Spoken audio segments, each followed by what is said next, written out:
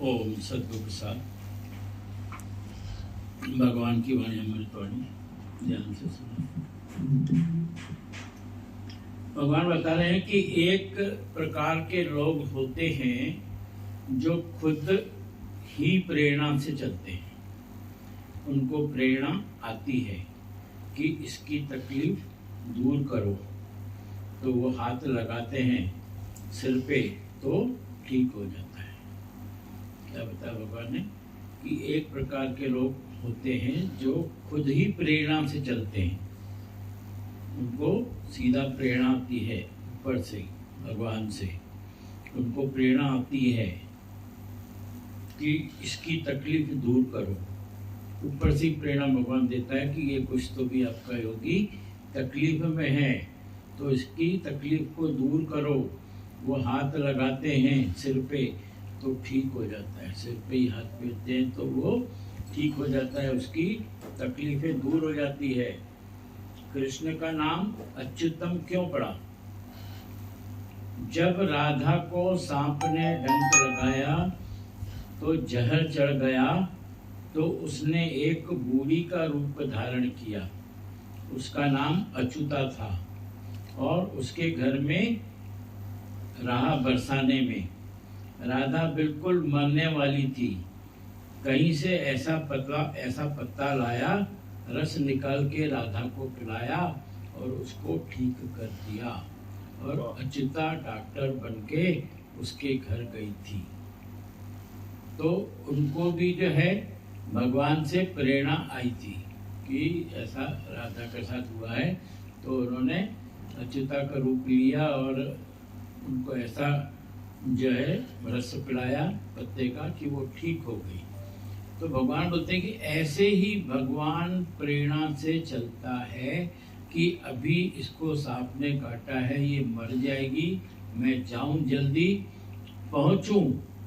कुछ लोग अंदर की प्रेरणा से समझ जाते हैं कि देवरानी को इस बात की जरूरत है, मैं इसको दूं तो उसको खुश कर सकता है, आशीष ले सकता है।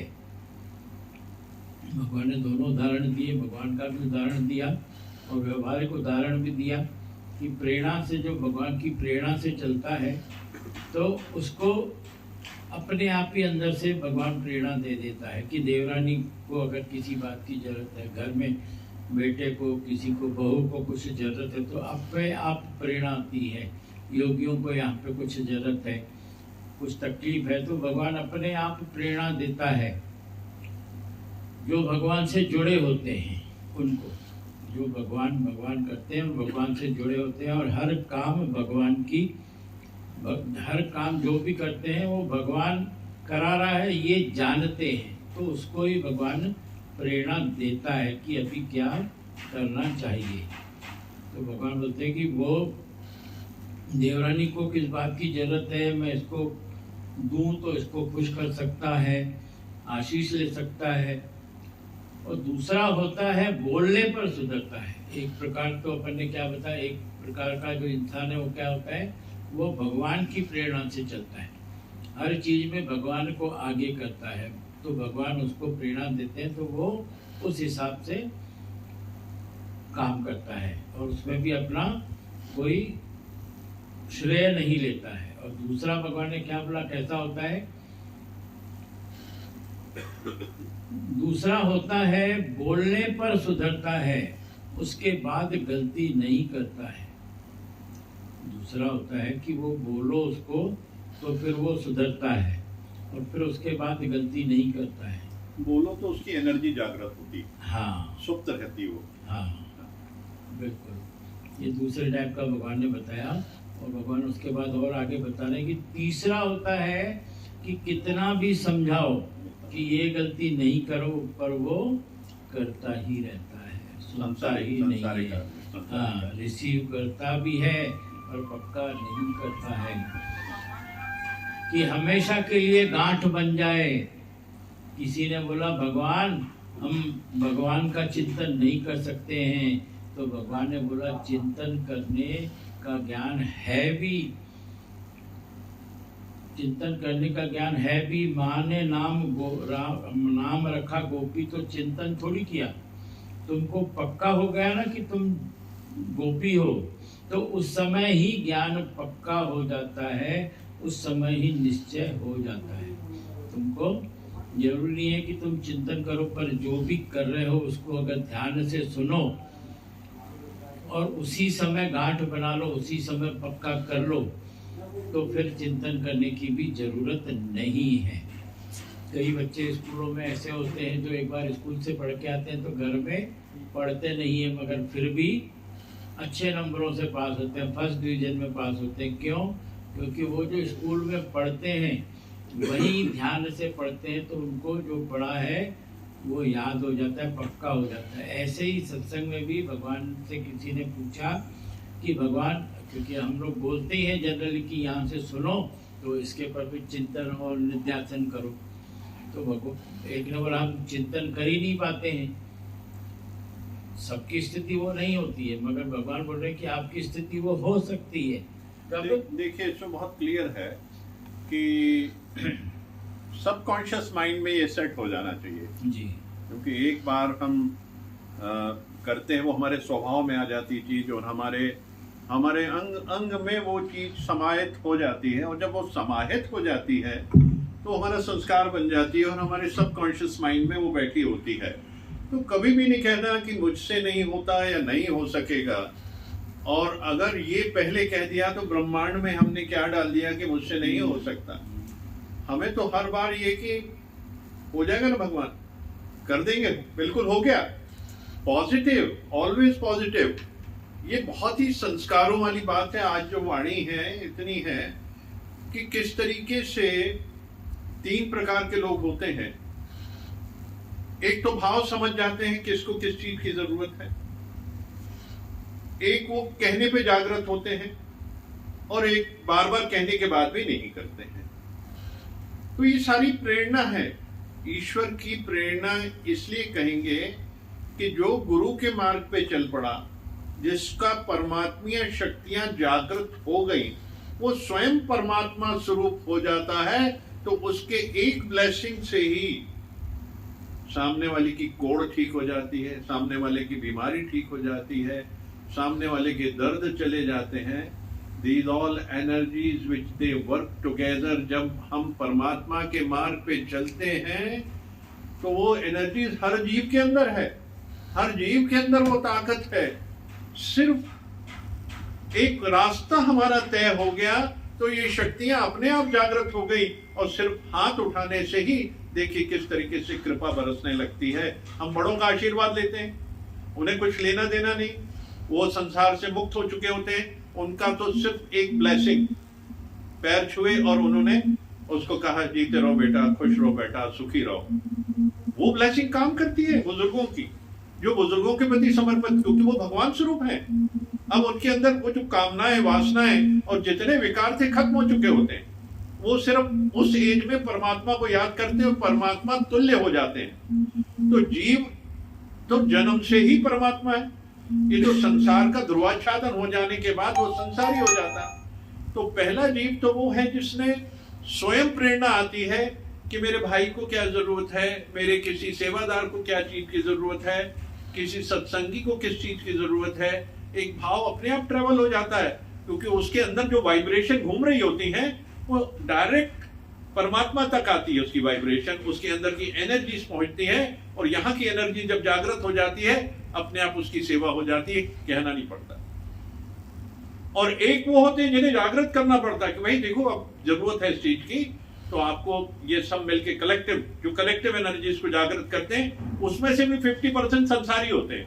कहते मेरे को क्या लेना देना इससे, मुझे क्या लेना देना। वो पूर्ण संसारी है, उसके अंदर अभी वो भाव पैदा नहीं हुए। वो 50% जो जागृत हो जाती है, बाद में वो 100% हो जाएंगी, ये मान के चलिए। फिर उसका भाव बिल्कुल निष्कामता का हो जाता है। ये निष्काम भाव की बात आ रही है। तो इस निष्कामता को हम समझें, और हमारे अंदर ऐसे ऐसे इंस्ट्रूमेंट लगे हैं, हमारे अंदर ऐसे ऐसे रिसेप्टर्स लगे हैं, हम किसी की भी एनर्जीज, किसी की वाइब्रेशन से हमारे अंदर वो तरंगे आ जाती हैं। फिर ब्रह्मांड में तरंगे घूमती हैं, बेटे को दर्द होता है तो माँ को कैसे पता चल जाता? अमेरिका में बैठा है और कहते हैं कि फोन लगा देती है और देखते हैं कि हाँ आज उसे कोई तकलीफ थी। वो क्या है? तरंगे हैं। माँ बेटे के अंदर तरंगे हैं। इसी तरह एक संसार में हर जीव के अंदर तरंगे हैं। तो ये तरंगे जब उठती है, ध्वनि होती है, तो ध्वनि, अब देखिए एक लहर सब पानी में उठती है तो वो लहर कहां तक चली जाती है ना। तो ऐसी ये ध्वनि की जो तरंगे हैं ये बढ़ के वहां पहुंचती है जहां इसकी जरूरत है। वो उसके मैग्नेटिक फील्ड में आ जाती है, वो उसकी ट्यून अप हो जाती है उस जगह में, तो वो एनर्जी वहां पहुंच जाती है। भाई को दर्द होगा तो एनर्जी पहुंच जाती है, बेटी को दर्द होगा तो एनर्जी पहुंच जाती है। ऐसे जगत में किसी को भी दर्द होता है जो आपसे संबंधित है, आपका नजदीक है, क्योंकि जो आपके ओरा में है, जो भी व्यक्ति, जो भी जीव आपकी ओरा में है, जो आपके आसपास का संसार है, वो आपके आसपास का संसार है, वही आपका संसार है, वही पूर्ण संसार है।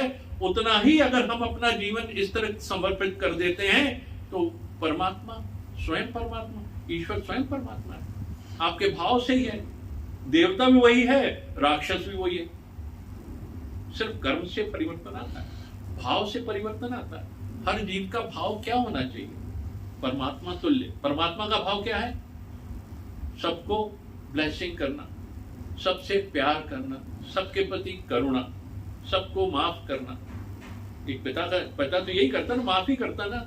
तो हम सब पिता तुल्य, सब माफी और प्यार करना, मुस्कुराना, ये तो जीवन में सर्वोत्तम है। खुशियां अपने आप आएंगी, मुस्कुराने से खुशियां अपने आप आती हैं। अगर हम मुस्कुराते रहे, हम कहेंगे खुशी होगी तो मुस्कुराएंगे, तो उल्टा हो गया। आप मुस्कुराओ, मुस्कुराता हुआ चेहरा नजर आए, निष्कामता से भरा होना चाहिए। बबलिंग विद यूथ, जैसे एक जवान आदमी का जैसे चेहरा लाल भरा हुआ होता है, ऐसा चेहरा खिला हुआ होना चाहिए। अपने आप सारी कायनात पीछे चलती है और शक्तियां जागृत हो जाती हैं। आपकी एक नजर मात्र से सामने वाले की बीमारी ठीक हो जाती है। अब आप बहुत दिनों से किसी दोस्त से नहीं मिले और कैसे अचानक जब वो आता तो आपके अंदर क्या उछाल मारता है वो, और किस तरीके से उठ के उसको गले लगते हैं अपने स्कूल के जो फ्रेंड्स होते हैं उनसे, दोस्तों से।